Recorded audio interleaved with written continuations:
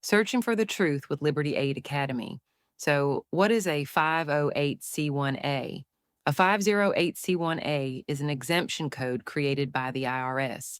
Unbeknownst to most people today, Section 508c1A was specifically added to the Internal Revenue Code to protect the First Amendment rights of churches and other qualified religious organizations and reflects the constitutional principle of separation of church and state, granting these organizations freedom from undue government oversight and ensuring their operations remain private and mission focused.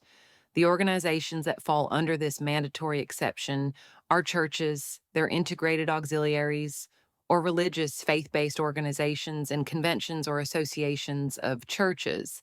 Thus, a 501c3 nonprofit is a special type of 501c3 tax exempt organization that does not have to report its income or activities to the IRS by filing annual tax returns. The exemption code enjoys a mandatory exception from all the restrictions a 501c3 has, including free speech restrictions, IRS reporting requirements, rules, and regulations from the IRS.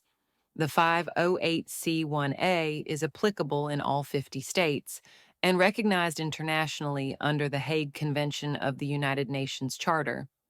Since its inception in 1954 with the Johnson Amendment, the 501c3 has been promoted and advertised by many as the only option to organizing a religious or not for profit organization.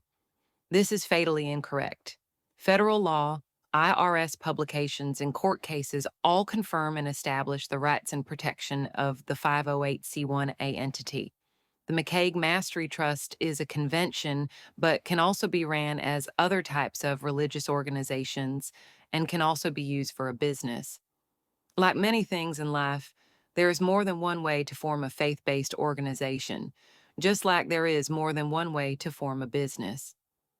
Visit us to learn more at libertyaidacademy.org. Have a blessed day.